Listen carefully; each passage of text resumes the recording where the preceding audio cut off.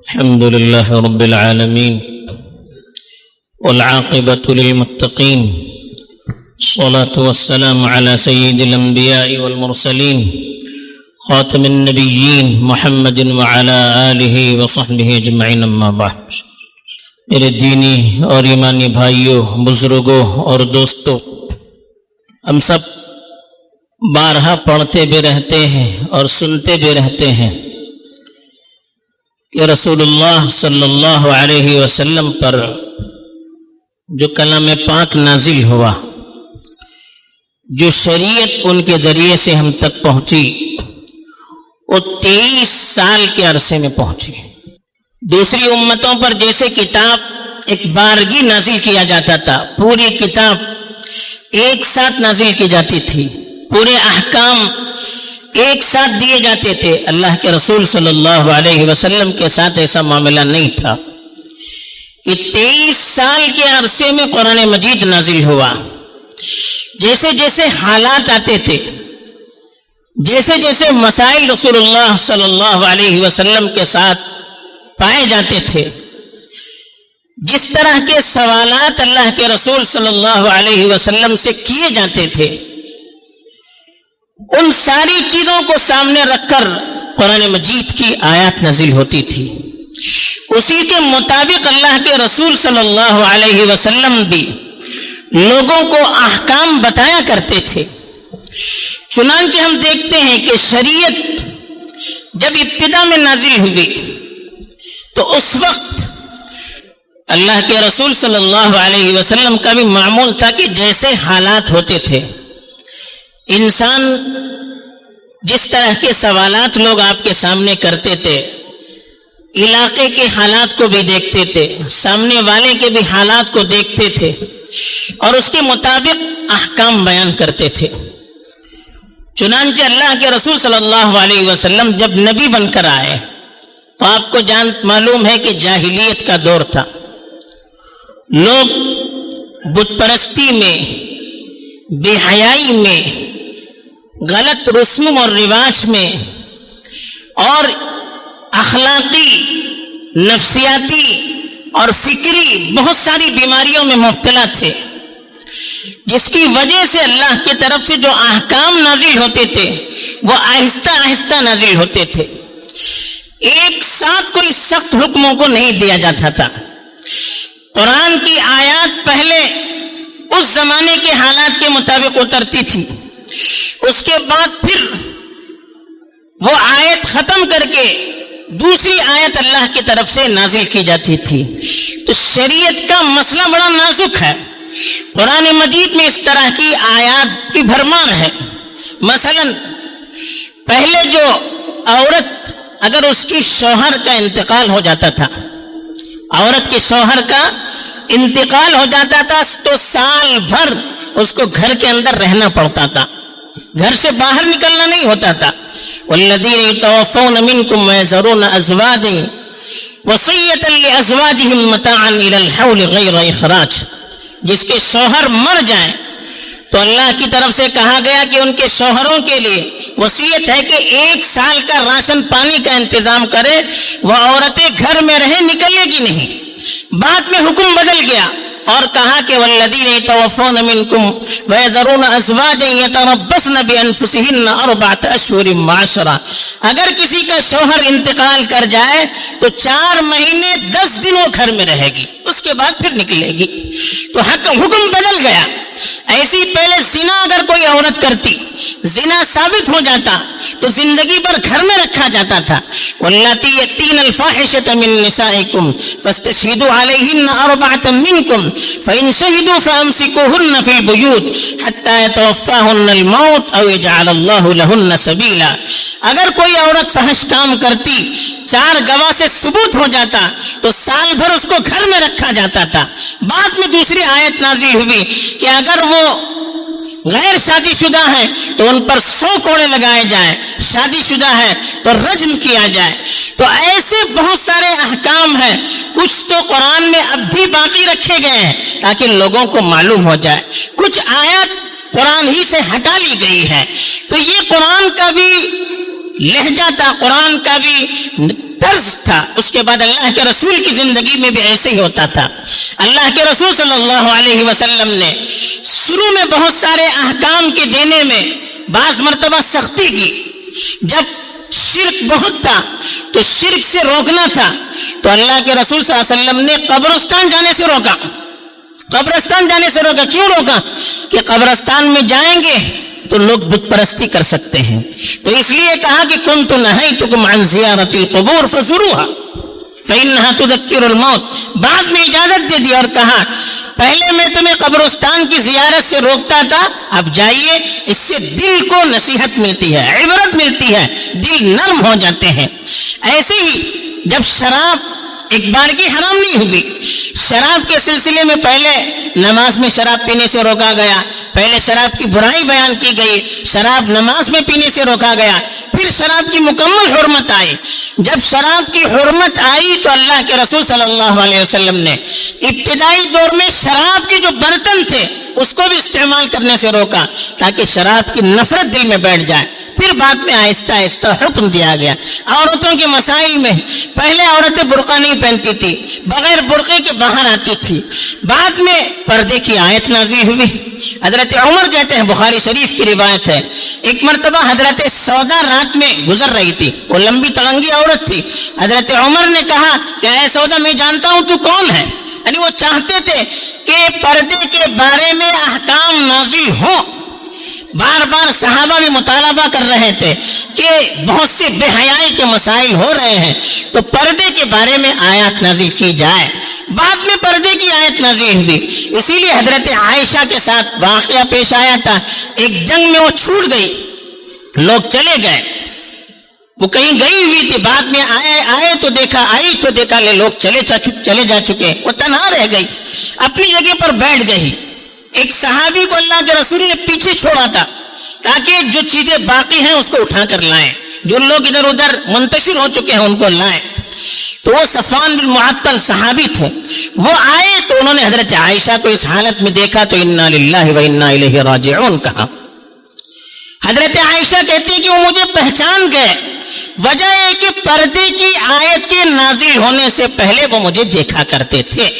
تو معلوم کیا ہوا، پردے کی آیت کے نازل ہونے سے پہلے کا مسئلہ الگ، پردے کی آیت کے نازل ہونے کے بعد کا مسئلہ الگ۔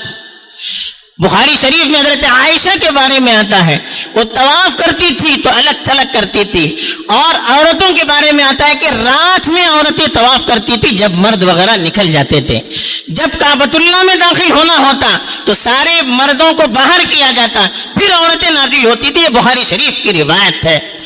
ایسے ہی ابتدائی دور میں عورتیں بھی ساتھ میں نماز پڑھتی تھی، جب پردے کی آیات نازل ہوئی تو اللہ کے رسول نے آہستہ آہستہ ان کو روکنا شروع کر دیا۔ ایک صحابیہ ہے ام حمید، انہوں نے خود روایت بیان کی ہے، صحیح روایت ہے، ایک مرتبہ وہ رسول اللہ صلی اللہ علیہ وسلم کی خدمت میں حاضر ہوئے اور رسول اللہ صلی اللہ علیہ وسلم سے اپنی خواہش کا اظہار کیا کہ اللہ کے رسول، میری خواہش یہ ہے کہ میں آپ کے ساتھ مسجد نبوی میں نماز پڑھوں۔ کیوں خواہش کا اظہار کیا؟ اس وقت تک عورتوں کو ترغیب دی جا رہی تھی کہ اپنے اپنے گھر میں نماز پڑھیں، تو اللہ کے رسول صلی اللہ علیہ وسلم نے ان کو نصیحت کی اور کہا گھر کے اندر کے کمرے میں نماز پڑھنا تمہارے لیے باہر کے کمرے سے بہتر ہے، اور محلے کی مسجد میں نماز پڑھنے کے مقابلے میں تمہارے گھر کی مسجد میں نماز پڑھنا، یعنی گھر میں نماز پڑھنا تمہارے لیے بہتر ہے۔ کیوں کہا؟ یہ ان کی خواہش تھی اللہ کے رسول کے ساتھ نماز پڑھے، لیکن بعد کے زمانے میں احکام بدل گئے تو اللہ کے رسول صلی اللہ علیہ وسلم نے باوجود ان کی خواہش کے ان کو ترغیب دی کہ آپ اپنے گھر میں نماز پڑھیں گی تو یہ آپ کے لیے زیادہ بہتر ہے۔ حالانکہ عبادت کا معاملہ اس میں صحابہ کے دور میں کوئی زیادہ فتنے کا اندیشہ نہیں تھا، لیکن اللہ کے رسول نے اگلے زمانے کے حالات کو دیکھ کر اسی وقت سے روک لگانا شروع کر دیا تھا۔ ایسے ہی ابتدائی دور میں اللہ کے رسول کے بیان میں صحابیہ بھی ہوتی تھی، مسجد نبوی میں ہو یا عیدگاہ میں بیان دینا ہو تو صحابیہ بھی، ان کے صحابیات بھی ساتھ میں ہوتی تھی، اللہ کے رسول مشترکہ بیان دیتے تھے۔ لیکن جب حجاب کی، پردے کی آیت نازل ہوئی تب اللہ کے رسول صلی اللہ علیہ وسلم کے بیان میں صرف مرد ہی شریک ہوتے تھے۔ ایک صحابیہ نے آ کر شکایت کی کہ اللہ کے رسول صلی اللہ علیہ وسلم، یہ بھی بخاری شریف کی روایت ہے، مسلم میں بھی ہے، کہ اللہ کے رسول یہ تو مرد حضرات ہی آپ کی باتیں سنتے ہیں اور فائدہ اٹھاتے ہیں، ہم تو محروم رہتے ہیں، ہمیں بھی شریک ہونے کی اجازت دیجیے۔ اللہ کے رسول نے ان کو شریک ہونے کی اجازت نہیں دی، ان کو کہا کہ فلاں گھر میں فلاں دن آپ لوگ جمع ہو جائیے، میں آؤں گا وہاں بیان دینے کے لیے۔ مسجد میں آنے کی بھی اجازت نہیں دی، مردوں کے ساتھ شریک ہونا تو دور کی بات، مسجد میں آنے کے بارے میں بھی نہیں کہا کہ فلاں فلاں گھر میں جمع ہو جائیے، فلاں فلاں دن متعین کیا، ہفتے میں ایک دن یا مہینے میں ایک دن، بہرحال متعین کیا صرف عورتوں کا مستورات کا اجتماع، وہ بھی مسجد سے الگ دور ایک گھر میں اللہ کے رسول نے ان کے لیے متعین کیا۔ سب حدیث میں ہے چیزیں، لیکن لوگوں کی نظریں عام طور پر ہوتی نہیں ہیں۔ صحابہ کا بھی معمول تھا، وہ کہتے تھے کہ اللہ کے رسول پر آخری جو حکم نازل ہوتا تھا اس پر ہم عمل کرتے تھے۔ ابتدائی دور میں حکم تھا کہ اگر آدمی پکی ہوئی چیز کھائے، یعنی پکا ہوا گوشت یا پکی ہوئی کوئی چیز کھائے تو نماز میں آنے کے لیے اس کو وضو کرنا پڑتا تھا۔ بعد کے دور میں اللہ کے رسول کے بارے میں آتا ہے کہ آپ نے پکا ہوا گوشت کھایا اور پھر دوبارہ اس پر وضو نہیں کیا، پہلے سے وضو سے تھے، دوبارہ وضو نہیں کیا اور مسجد میں چلے آئے۔ تو صحابہ نے کہا کہ آپ کا آخری عمل یہ تھا، اس لیے ہمارا عمل اس پر ہے۔ تو آخری دور کے جو اعمال ہوتے تھے اس پر صحابہ عمل کرتے تھے۔ بعض مرتبہ اللہ کے رسول کسی چیز سے روکتے تھے، صحابہ کو معلوم نہیں ہوتا تھا، وہ فتویٰ دیتے تھے، جیسے ٹیمپروری نکاح جس کو متعہ کہتے ہیں، شروع میں اس کی اجازت تھی اس لیے کہ وہ رواج تھا، لیکن اللہ کے رسول نے بعد میں روکا، سختی سے روکا۔ بعض صحابہ کو معلوم نہیں تھا، فتویٰ دیتے تھے، لیکن جب آخر میں ان کو بھی معلوم ہوا انہوں نے بھی احتیاط شروع کیا۔ تو بہت سی چیزیں آیتیں منسوخ ہوئی، اکثروں کو معلوم رہا، کچھ کو معلوم نہیں رہا، تو انہوں نے اس کے مطابق فتویٰ دیا۔ تو حدیث میں اس کی بے شمار مثالیں ملتی ہے۔ امام ترمذی رحمۃ اللہ علیہ بہت بڑے محدث، ان کی کتاب جامع ترمذی بہت مشہور ہے، اس کے مقدمے میں انہوں نے لکھا ہے کہ میں نے جتنی بھی روایتیں اس میں بیان کی ہے اس پر کسی نہ کسی کا عمل ہے، یعنی کوئی نہ کوئی امام اس پر عمل کر رہا ہے، لیکن 2 حدیثیں ایسی ہیں جس پر کسی کا عمل نہیں، یعنی اس پر عمل منسوخ ہو چکا ہے۔ ابھی بہت بڑے فقیہ تھے، وہ سمجھ گئے، لیکن ہم شما کو معلوم نہیں ہوتا، ہم سمجھ نہیں پاتے ہیں۔ بعض روایتیں بخاری میں ہیں لیکن علماء نے لکھا ہے کہ اس پر حکم ختم ہو چکا ہے، منسوخ ہو چکا ہے، اس پر ہم عمل نہیں کرتے۔ اب جانے گا کون؟ اسی لیے شریعت کا جو مسئلہ ہے، کون سی چیز کرنی ہے کون سی چیز نہیں کرنی ہے، شریعت کے بارے میں رائے دینا ہے، فتوی دینا ہے، یہ اتنا آسان کام نہیں ہے۔ شریعت کا گہرا مطالعہ اس کے لیے ضروری ہے، ذہانت فقاہت اس کے لیے ضروری ہے۔ اس لیے صحابہ کے بارے میں آتا ہے، حضرت برا کہتے ہیں میں نے 300 بدری صحابہ کا مطلب جو غزوہ بدر میں شریک تھے، 300 صحابہ کو دیکھا، ہر ایک فتوی کے معاملے میں احتیاط کرتا تھا، وہ یہ چاہتا کہ دوسرا فتویٰ دے، میں نہیں دوں گا، ڈرتے تھے وہ، کہیں میں کوئی ایسا حکم نہ کہوں جو غلط ہو جائے اور اللہ کے پاس میں پکڑا جاؤں۔ حضرت عبد الرحمن بن ابی لیلہ بہت بڑے محدث تابعی ہیں، وہ کہتے ہیں کہ میں نے انصار کے 100 سے زیادہ صحابہ کو دیکھا، ہر ایک اگر ان کے پاس فتویٰ آتا وہ دوسرے کے پاس بھیجتا، وہ تیسرے کے پاس، کبھی کبھی ایسا ہوتا ہے گھوم گھوم کر پہلے والے کے پاس وہ فتویٰ پہنچ جاتا تھا۔ اتنی احتیاط فتوے کے معاملے میں، دین میں رائے زنی کے سلسلے میں، اور قرآن کا بھی یہی موقف ہے۔ قرآن نے منافقوں کے بارے میں کہا کہ وَإِذَا جَاءَهُمْ أَمْرٌ مِّنَ الْأَمْنِ أَوِ الْخَوْفِ أَذَاعُوا بِهِ، جب کوئی معاملہ امن کا یا خوف کا، جہاد کا یا خوشخبری کا کوئی بھی معاملہ آتا ہے تو وہ ڈائریکٹ پروپیگنڈا شروع کر دیتے ہیں۔ قرآن نے کہا کہ اگر وہ اللہ کے رسول کے پاس لے آتے، اللہ اور اس کے رسول کے پاس لے آتے تو لَعَلِمَهُ الَّذِينَ يَسْتَنبِطُونَهُ مِنْهُمْ، تو جو علماء ہوتے تو صحیح کیا مسئلہ ہے آپ کو بیان کرتے۔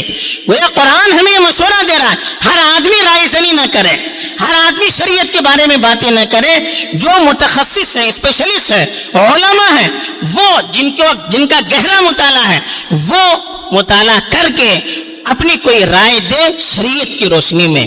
اسی لیے صحابہ حضرت ابوبکر کے بارے میں بھی آتا ہے، جب بھی کوئی مسئلہ ان سے پوچھا جاتا، معلوم ہوتا تو بتاتے قرآن میں ایسا ہے، حدیث میں ایسا ہے، اگر قرآن میں حدیث میں نہیں ملتا تو ڈائریکٹ نہیں بتاتے تھے، صحابہ کو جمع کرتے تھے، بڑے بڑے اکابرین صحابہ کو، ان سے مشورہ کرتے تھے کہ کیا مسئلہ ہے. جب سب کی رائے ہوتی تو کسی حکم کا فتویٰ دیتے تھے. حضرت ابوبکر جو ہمیشہ اللہ کے رسول کے ساتھ رہے، وجہ کیا ہے؟ قرآن نے کہا وَلَا تَقُولُوا لِمَا تَصِفُ أَلْسِنَتُكُمُ الْكَذِبَ هَذَا حَلَالٌ وَهَذَا حَرَامٌ. اپنی زبان سے آپ جھوٹ موٹ یہ نہ کہیے یہ حلال ہے یہ حرام ہے. کیوں؟ لِتَفْتَرُوا عَلَى اللَّهِ الْكَذِبَ. ہم فتویٰ دیں گے تو اللہ پر ہم جھوٹا الزام لگائیں گے. فتوے کا مطلب کیا ہے؟ ہم قرآن اور حدیث کی روشنی میں یہ بتاتے یہ اللہ کا حکم ہے. جو بھی ہم فتویٰ دے رہے اللہ کی طرف اس کو ریفر کر رہے ہیں، ہم اللہ کی طرف اس کو منسوب کر رہے ہیں. اتنا آسان کام نہیں ہے. اسی لیے قرآن نے کہا لِتَفْتَرُوا عَلَى اللَّهِ الْكَذِبَ. آپ جھوٹ موٹ فتویٰ دے کر اللہ پر جھوٹا الزام مت لگائیے. بلکہ دوسری جگہ کہا وَأَن تَقُولُوا عَلَى اللَّهِ مَا لَا تَعْلَمُونَ. بہت سی چیزوں سے روکا گیا، اس میں سے ایک کہ اللہ کے متعلق وہ باتیں کہیں جو تمہیں معلوم نہیں ہے، یعنی شریعت کے بارے میں وہ باتیں بتائیں جو تمہیں معلوم نہیں ہے. بلکہ قرآن نے کہا وَلَا تَقْفُ مَا لَيْسَ لَكَ بِهِ عِلْمٌ. جس چیز کا تمہیں علم نہیں اس کے پیچھے مت پڑیے، جو آپ کو تحقیق نہیں ہے اس پر زبان مت کھولیے. کیوں کہا ہے؟ ان السمع والبصر والفؤاد كل اولئک كان عنه مسئولا. کان ہے، آنکھ ہے، دل ہے، ہر چیز کے بارے میں اللہ پوچھیں گے. عقل کے بارے میں پوچھیں گے کہاں استعمال کیا. یہ اللہ تعالیٰ کے پاس ہمیں جواب بھی دینا ہے. بلکہ حدیث میں ترمذی اور ابو داؤد کی روایت میں ہے من رأى في القرآن رأيا فأصاب فأخطأ. اگر کوئی قرآن کی آیت کے سلسلے میں اپنی رائے دے دی کہ یہ ایسا مطلب ہو سکتا ہے اور اس کی رائے صحیح ہے تو اس نے غلط کیا. کیا مطلب؟ رائے صحیح ہے تو بھی غلط کہا. علماء نے لکھا یہ ان لوگوں کے بارے میں ہے جن کو قرآن حدیث کا گہرا علم نہیں ہے. وہ تحقیق نہیں کرتے کہ صحابہ نے کیا کہا، فلاں نے کیا کہا، فلاں نے کیا کہا، اپنی رائے دیتے ہیں. ان کو اتنی صلاحیت نہیں ہے، وہ ان کا میدان نہیں ہے، پھر بھی اپنی رائے دیتے ہیں. کہا کہ ان کا یہ طریقہ ہی غلط ہے. اگر ایک آدھ بات صحیح ہوگی تو 100 باتیں غلط ہوگی، اور ایسا کرنے سے پھر شریعت کا کھلواڑ ہو جائے گا. تو یہ شریعت کے بارے میں زبان کھولنا بھی کوئی آسان مسئلہ نہیں ہے، بڑی تحقیق کی ضرورت ہے. شریعت کا ایک حکم دیکھ کر ہم بتا نہیں سکتے اللہ کے رسول کے دور کے شروع میں کیا کیا چیزیں نہیں ہوتی تھی. بعد میں آہستہ آہستہ اس کو روکا گیا. ہم سیرت میں پڑھتے ہیں نہ اللہ کے رسول کے زمانے میں ایسا ہوتا تھا. کب ہوتا تھا؟ شروع میں ہوتا تھا، آخر میں ہوتا تھا. آپ کو تحقیقات ہے نہیں ہے، ایسے ایک مرتبہ بات کہہ دیتے ہیں. پھر بات کی آیتوں کا کیا مطلب ہوگا، بات کی روایتوں کا کیا مطلب ہوگا. جب تک ساری روایتیں جمع نہ کی جائیں، جب تک آگے پیچھے کی تاریخ معلوم نہ ہو، جب تک آیات کا پورا موازنہ نہ ہو، جب تک صحابہ کی آراء کا علم نہ ہو، جب تک بات کی علماء کی تحقیقات پر ہماری نظر نہ ہو، تب تک ہم رائے زنی کرنے میں احتیاط کریں. اسی کی وجہ سے آج انتشار پیدا ہو رہا ہے. شریعت کا غلط سلط مفہوم بیان کیا جا رہا ہے، غلط شاید رائے معاشرے میں عام کی جا رہی ہے. وجہ کیا ہے؟ ایک تو کم علمی ہے، دوسرے جرأت. ہم کہیں گے، وہ کیوں کہیں گے، علماء کیوں کہیں گے، ہم کہیں گے. تو یہ جرأت زیادہ ہو رہی. اور جرأت کب ہوتی ہے؟ جب اللہ کا ڈر دل سے نکل جاتا ہے، جب اللہ کا خوف دل سے نکل جاتا ہے تب جرأت پیدا ہوتی ہے. ورنہ صحابہ کے دل میں اللہ کا خوف تھا، گہرا علم تھا، اس لیے جرأت نہیں تھی. اور تیسرا جو سب سے بڑی وجہ ہے وہ ہے دوسروں سے متاثر ہونا. جو کلچر یورپ سے آ رہا ہے بالکل اس سے متاثر ہو رہے ہیں اور اسی کو حقیقت سمجھ رہے ہیں. اب اس کو ثابت کرنے کے لیے شریعت کی آیات، احادیث کے واقعات، سیرت کے واقعات کی غلط سلط تشریح کر کے، من مانی تشریح کر کے یا لاعلمی سے تشریح کر کے غلط سلط فکر معاشرے میں عام کی جاتی ہے. تو یہ دوسروں سے مرعوبیت کی وجہ سے بھی ہو رہا ہے. تو اس لیے ہمیں ایسے معاملات میں احتیاط کی ضرورت ہے. اور شریعت کے معاملے میں آپ شریعت کے ان علماء پر چھوڑیے مسئلہ جو علم سے مستقل اپنا تعلق جوڑے رہے. کیا بات ہے، ایک آدمی 25 سال سے حدیث پڑھا رہا ہے، 30 سال سے حدیث پڑھا رہا ہے، قرآن کی تفسیر پڑھا رہا ہے، فقہ پڑھا رہا ہے، ان کی باتوں پر ہمیں اعتماد نہیں ہے. ایرا غیرہ نتو خیرہ جس نے کبھی حدیث پڑھا ہی نہیں، جس نے کبھی فقہ کی کتابوں کا گہرا مطالعہ نہیں کیا، جس کا قرآن سے گہرا تعلق نہیں رہا، وہ کوئی بات بتا رہا ہے، واٹس ایپ پہ سن رہے ہیں، یوٹیوب پر سن رہے ہیں، کسی کا مضمون پڑھ رہے ہیں اور لوگ اس پر فیصلے کر رہے ہیں. اور اپنے علماء جو زندگی علم کے لیے لگاتے ہیں، 50 سال 60 سال سے قرآن اور حدیث کے درس و تدریس میں لگے ہوئے ہیں، ان پر ہمیں اعتماد نہیں. کیا ہے اس کا مسئلہ؟ وجہ کیا ہے؟ یہ خواہش پرستی ہے. ہمیں حقیقت اور تحقیق سے زیادہ اپنی خواہش کے مطابق عمل کرنا ہے. ہماری مرضی کے مطابق بات مل گئی، ہم نے عمل کر دیا، چاہے کہنے والا جو بھی ہو. تو اس لیے ہمیں عمل کرنے میں بھی احتیاط کرنا چاہیے. اس طرح کی بہت ساری چیزیں ہیں، تفصیل کا موقع نہیں ہے، چند چیزیں اس وقت اللہ نے ذہن میں ڈال دی جو آپ کے سامنے پیش کی گئی ہے. خلاصہ یہ کہ قرآن، حدیث اور شریعت کے معاملے میں محتاط رہیں، رائے دینے میں بھی اور محتاط رہیں عمل کرنے میں بھی. جو معتبر علماء، اکثریت علماء کی جو کہتی ہے اس کو سامنے رکھ کر عمل کریں. اللہ تعالیٰ